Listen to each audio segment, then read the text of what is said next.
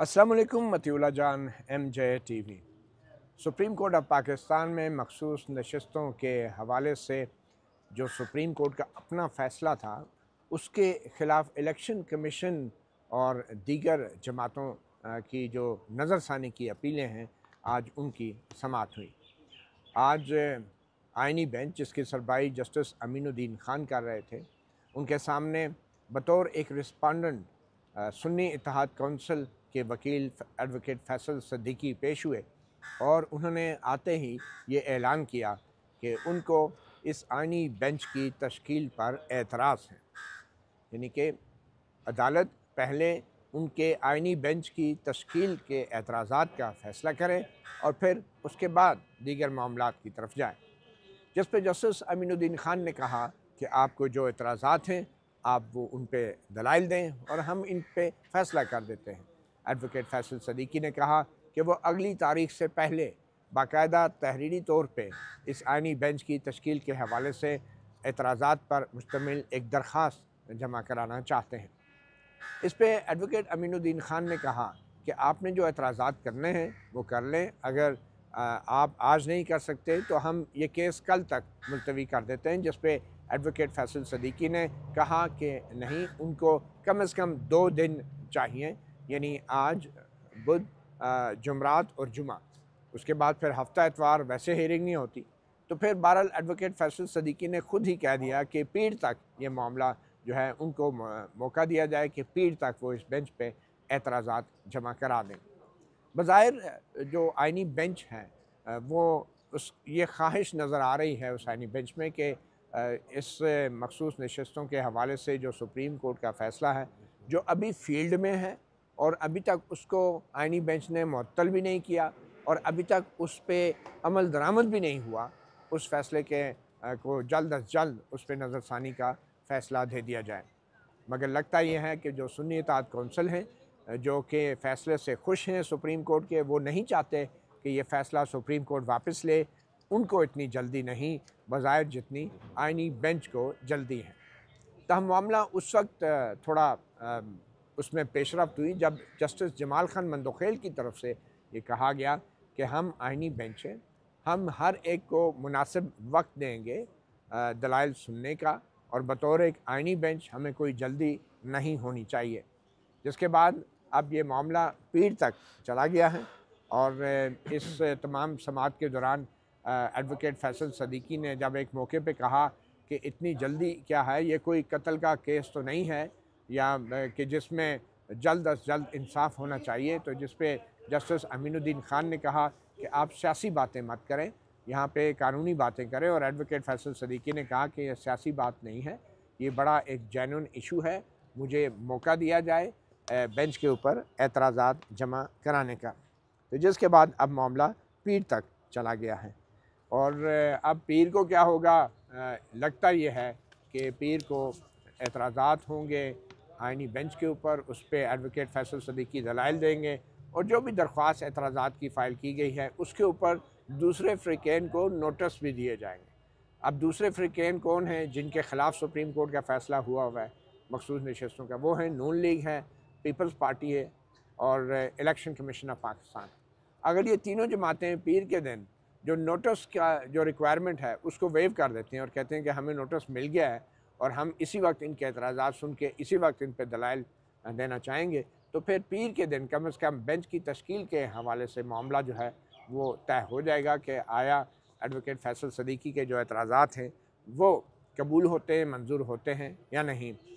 सबसे पहला जो तकनीकी एतराज़ जो अभी तक कानूनी तौर पे सामने आ रहा है वो यही है कि जो सुप्रीम कोर्ट ने मखसूस नशस्तों का 12 जुलाई का फ़ैसला दिया था वो 13 जजों पर मुश्तमिल अदालत ने दिया था, जबकि इस वक्त बेंच में 11 जजेस बैठे हैं, क्योंकि 2 जजेस जस्टिस आयशा मलिक और जस्टिस अकील अहमद अब्बासी उन्होंने डिसमिस कर दी थी हुकूमत की इलेक्शन कमीशन की अपीलें और नून लीग की और पीपल्स पार्टी की, ये कहते हुए कि नज़रसानी बनती नहीं है।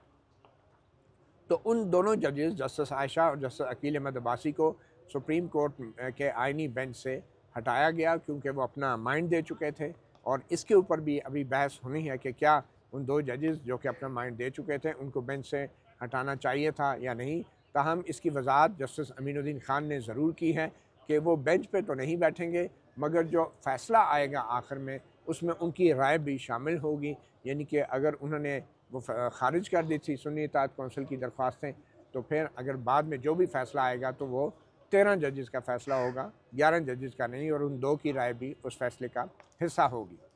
इसी वाले से आज हम बात करेंगे। हमारे साथ मौजूद हैं senior court reporter journalist Adeel Sarfaraz. Adeel, क्या लग रहा है आपको कि अब ये पीर के दिन तो एतराज़ात के ऊपर बात होगी, मगर आपको ये तासुर मिल रहा है कि ये जो आइनी बेंच है इसको कुछ जल्दी है? हालांकि जंग भी ख़त्म हो गई है, पहले तो चले फौजी अदालतों का केस का फ़ैसला उन्होंने जंग की वजह से जल्दी सुना दिया था, लेकिन अब तो जंग भी ख़त्म हो गई है, तो अब क्या जल्दी आपको लगता है आइनी बेंच को है ये सारा केस डिसाइड करने की?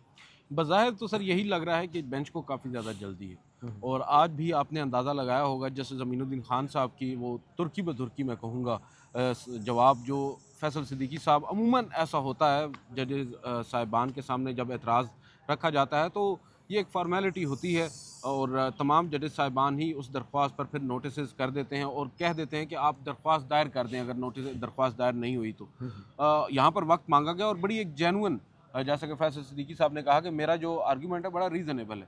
अव्वल तो वो इल्तवा इस वजह से भी मांग रहे हैं कि नून लीग ने आज रिव्यू पिटिशन में अपने एडिशनल ग्राउंड्स जमा करवाए हैं, उसकी कापी हमें अभी कमरा अदालत में मिली है, लिहाजा उसको भी देखकर हमने अपना रिप्लाई फ़ाइल करना है। और फिर जो बेंच की कंपोजिशन है उसके ऊपर इस वक्त समाअत के आगाज़ पर जो आर्गूमेंट्स हैं वो इंतहाई ज़रूरी हैं, क्योंकि ये ना हो कि आप पहले तमाम दीगर जो दरख्वास्त गुजार हैं इस केस में जो रिव्यू में आए हुए हैं उनको सुन लें और जब हमारी बारी आए हम उस पर एतराज़ करें और उस वक्त फ़ायदा ना हो बेंच पर एतराज़ करने का, क्योंकि केस तो काफ़ी हद तक सुना जा चुका होगा। तो इनिशियल स्टेज के ऊपर ही सबसे पहले ज़रूरी होगा कि आप जो बेंच के ऊपर एतराज़ है इसकी दरख्वास्त को सुने। तो जस्टिस अमीनुद्दीन खान ने कहा कि आपको तीसरे रोज़ याद आया है बेंच पर एतराज़ करना, तो उन्होंने कहा कि पहले रोज़ तो हमें नोटिस नहीं था, दूसरे रोज़ जंग छिड़ गई थी, तीसरे रोज़ आज हम आए, हमने आपके सामने ये इस्तदार रखी है। और यहाँ पर उन्होंने जो जस्टिस अमीनुद्दीन खान साहब हैं उन्होंने कहा कि पहले भी आपने ही इल्तवा मांगा और यहाँ पर भी आप इल्तवा मांग रहे हैं, अगर आपके कोई एतराज़ात हैं तो आप हमें बता दें, हम उनको सुनकर अभी फ़ैसला कर लेते हैं। उन्होंने कहा कि नहीं, मैं बाकायदा तौर पर रिटन फॉर्म में जमा करवाऊँगा। जो वकील साहब हैं उन्होंने कहा कि मेरी दरख्वास्त कोई इतनी अनरीज़नेबल नहीं है, रीज़नेबल दरख्वास्त है, आप इसको कबूल करें, मंडे तक का मुझे वक्त दे दें। और ये कौन सा कोई डेथ पेनल्टी का केस है कि इसमें आपको बहुत जल्दी है। उन्होंने जस्टिस अमीनुद्दीन खान साहब ने इस जुमले को शायद कुछ ज़्यादा ही पर्सनल ले लिया। उन्होंने कहा कि आप यहाँ पर सियासी गुफ्तगू ना करें, जिस पर उन्होंने कहा कि मैं सियासी गुफ्तगू नहीं कर रहा हूँ, मैं तो बड़ी रीज़नेबल बात कर रहा हूँ। तो हमने देखा कि आइनी बेंच के जो फाजिल मेंबरान हैं उनमें भी इख्तिलाफ राय नज़र आया। पहले जस्टिस मोहम्मद अली मज़हर बोले, उन्होंने कहा कि आप क्या कल तक अपना रिप्लाई फ़ाइल कर लेंगे और CMA फ़ाइल कर लेंगे, तो उन्होंने कहा कि 2 दिन कम से कम मुझे चाहिए। तो जस्टिस जमाल मंदोखेल ने कहा कि मैं नहीं समझता कि ये कोई गैर मुनासिब दरख्वास्त है, मैं समझता हूँ कि अगर वक्त मांगा जा रहा है तो हमें वक्त देना चाहिए। और आइनी बेंच जो है ये आइनी बेंच है और आइनी बेंच ने तमाम फ्रीकैन को यकसा मौके फ्राहम करने हैं, जिस पर फिर जस्टिस अमीनुद्दीन खान साहब को इवेंचुअली वो ऑर्डर डिक्टेट करवाना पड़ा और उन्होंने समाअत मंडे तक मुलतवी कर दी। अब देखते हैं जो एतराज़ात हैं उनकी नोयत बड़ी इंटरेस्टिंग होगी, क्योंकि आपको मालूम है 2 जजेस साहिबान पहले ही एक ग्राउंड फ्राहम कर चुके हैं उन एतराज़ात के लिए बाकायदा तौर पर, और बड़े वैलिड कॉन्स्टिट्यूशनल ग्राउंड्स हैं। जो बेंच की कंपोजिशन है, मोस्ट इंपॉर्टेंटली सर हम इसके ऊपर पहले दिन से बात कर रहे हैं, जो ऑथर जज हैं 8 जजेस के उस अक्सरियती फैसले के, उनको ही इस बेंच में शामिल नहीं किया गया। उनको जानबूझकर लेकिन उनमें से कुछ जजेस तो हैं सर, 3 जजेस हैं। हाँ। जस्टिस आयशा मलिक जो कि अब नहीं हैं, जस्टिस मोहम्मद अली मज़हर हैं और जस्टिस हसन अज़हर रिजवी हैं, जो उन 8 जजेस में जिनका शुमार। लेकिन उन 8 में तो शुमार होता है, लेकिन 13 जजेस में तो जस्टिस जमाल खान मंदोखेल भी हैं। नहीं, वैसे तो जस्टिस अमीनुद्दीन खान भी हैं, जस्टिस नईम अख्तर अफ़गान भी हैं। वैसे तो फिर जस्टिस जमाल खान मंदोखेल को भी इसमें शामिल नहीं होना चाहिए था, क्योंकि वो भी नीचे राय दे चुके अपने फैसले। सर देखिए, मैं तो पहले दिन से ये बात कर रहा हूँ कि ये जो नज़रसानी दरख्वास्तें मुकर्रर हुई हैं एक ऐसे बेंच के सामने, सबसे पहले तो बेंच की कंपोजिशन के ऊपर एतराज़ात चलें, ठीक है, वैलिड बनता है। मैं तो समझता हूँ कि जो बेंच के सरबराह हैं सबसे ज़्यादा जो एतराज़ उठता है वो उनके ऊपर उठता है, क्योंकि वो सिर्फ एक फ़ैसला नहीं दे चुके मरकज़ी केस के अंदर, बल्कि जो मरकजी केस में अक्सरियती फैसला है उस फैसले के ऊपर भी अपना फैसला दे चुके हैं। वो तो उस फैसले को भी मुस्तरद कर चुके हैं। अब उसी फैसले के ऊपर जब नजरसानी दरख्वास्तें इलेक्शन कमीशन और दीगर फ्रीकैन ने दायर कर रखी हैं तो उनकी राय उनसे कैसे मुख्तलिफ होगी, क्योंकि उनके मोस्टली ग्राउंड भी जस्टिस अमीनुद्दीन खान और जस्टिस नईम अख्तर अफगान के माजरत के साथ फैसले से लिए गए हैं बज़ाहिर। बिल्कुल। तो अब कैसे जस्टिस अमीनुद्दीन खान साहब उन आर्ग्यूमेंट से इख्तलाफ कर सकेंगे? तो ये बड़ा ही अनप्रेसिडेंटेड किस्म का बेंच है और बिल्कुल on the face of it नज़र आ रहा है कि ये किस लिए कायम किया गया है और इसमें क्या फैसला आना है। क्या फ़ैसला, मतलब कि क्या ये मखसूस नशस्तें जो हैं पीटीआई को देने की कोई मनसूबा, पीटीआई को ना देने की मनसूबाबंदी है या क्या? सर मनसूबाबंदी तो हम नहीं कह सकते एज कोर्ट रिपोर्टर्स, बट हाँ। बज़ाहिर नज़र ये आ रहा है कि जजेस का जो माइंड सेट है या जो उनकी थिंकिंग है वो ऐसी लग रही है कि जो फैसला था 8 जजेस का अक्सरियती वो शायद मुनासिब फैसला नहीं था। अच्छा। और ज़ाहिरी बात है अगर वो मुनासिब फैसला नहीं था और दूसरी जानिब जस्टिस जमाल खान मंदोखेल साहब का एक फ़ैसला था जिसके ऊपर काजी फाइज़ साहब ने दस्तखत किए थे, वो फैसला कैसे मुनासिब होगा, क्योंकि उन्होंने भी पाकिस्तान तहरीक इंसाफ को एक सियासी जमात तस्लीम किया और मखसूस नशिस्तें उनको दी हैं। बल्कि यहाँ तक उन्होंने कहा था काजी साहब ने कि जो मैंने बल्ले का निशान लिया था सुप्रीम कोर्ट ने, उसका ये मतलब तो हरगिज़ नहीं था कि इलेक्शन कमीशन जो है पीटीआई को बतौर सियासी जमात ही ना तस्लीम करे। लेकिन जो बल्ले का निशान वाला फैसला उन्होंने दिया था उनके साथ आपको याद होगा उनकी बाईं जानिब जस्टिस मुसर्रत अलाली भी थी। अब जस्टिस मुसर्रत अलाली साहिबा पहली समाअत पर ये फरमाती हैं कि पाकिस्तान तहरीक इंसाफ इंतखाबी निशान में कैसे इंतखाबात में कैसे बतौर सियासी जमात हिस्सा ले सकती है, ये सवाल उन्होंने किया था। तो वो तो खैर ये तो फैसले और रिमार्क्स जो पहले होते रहे, अब तो सूरत हाल बदल गई है, काजी साहब भी नहीं है। लेकिन जस्टिस अमीनुद्दीन खान साहब ने आज साबित किया है कि काजी साहब की कमी वो पूरी नहीं होने देंगे। पूरी नहीं होने, उन्होंने भी कोई अमानत है जो लौटानी है किसी को। बट एनीवे ये बताएंगे नून लीग ने जो एडिशनल ग्राउंड फाइल की है वो क्या एडिशनल ग्राउंड है? बेसिकली ये शॉर्ट ऑर्डर के खिलाफ नजरसानी अपीलें थी जो थी, और अब तफसीली ऑर्डर बाद में आया था, तो अब उसके हवाले से इजाफी जी बिल्कुल। अभी एक तो मैं ये यहाँ पर आई मस्ट एडमिट कि मैंने उनके वो ग्राउंड्स देखे ही नहीं, क्योंकि जंग के दौरान ये कहीं फाइल हुए और हमें पता ही नहीं चला। हम खुद कोर्ट में 2 दिन नहीं आ सके। मालूम यही हुआ है कोर्ट के अंदर ही मुझे कि आज उन्होंने फाइल कर दी है। मोस्ट प्रोबेबली जो अक्सरियती फैसला तफसीली फैसला था उसके अंदर जो बातें कही गई हैं, बिलखसूस जिसका पॉइंट आउट जिसको किया था जस्टिस आयशा मलिक साहिबा ने कि हम पाकिस्तान तहरीक इंसाफ को हमने क्यों कर मखसूस नशिस्तें दी हैं, उसका जवाब हम अपने अक्सरियती तफसीली फैसले में दे चुके हैं। उसके ऊपर शायद उन्होंने अपने आर्गूमेंट्स रखे होंगे सामने। ठीक, अब ये बताएं, ये तौहीन अदालत की भी एक कार्रवाई शुरू की गई थी और कहा गया था कि इलेक्शन कमीशन के ख़िलाफ़ और जो है वो 12 जुलाई के फ़ैसले पे अमल दरामद ना करने के हवाले से तौहीन अदालत की जो कार्रवाई होगी उसको एक अलग से बेंच सुनेगा। तो क्या उस पर अलग से कोई बेंच तश्कील हो गया है? उस कार्रवाई का कुछ पता है किसी को? नहीं सर, वो अभी तक तो दाखिल दफ्तरी फाइल नज़र आती है। हो सकता है अभी आईनी बेंचेस की कमेटी से वो प्रैक्टिस एंड प्रोसीजर कमेटी को पहुंची ही ना हो।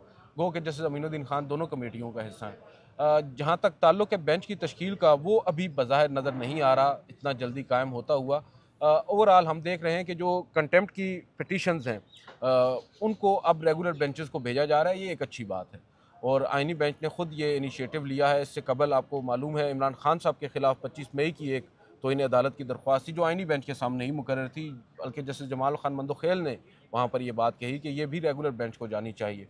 तो अब रेगुलर बेंचेस के पास भी केस जाने लगे हैं। लेकिन उससे पहले लगता है कि ये 12 जुलाई की नज़रसानी का फ़ैसला आ जाएगा। बिल्कुल आ जाएगा। और फिर सुप्रीम कोर्ट कहेगी कि क्योंकि वो फैसला ही बदल गया है तो अब उस पर अमल दरामद के ऊपर हम क्या तौहीन अदालत की कार्रवाई। आपने सवाल का जवाब दे दिया। बहरहाल बहुत शुक्रिया सर, दिन सरफराज, आपने सुना अब पीर के दिन एडवोकेट फैसल सदीकी की तरफ से क्या एतराज़ात किए जाते हैं इस आइनी बेंच के ऊपर। ये भी बहुत दिलचस्प मामला होगा। मतीउल्लाह जान, MJ TV से इतना ही, इजाज़त दीजिए। अल्लाह हाफ़िज़।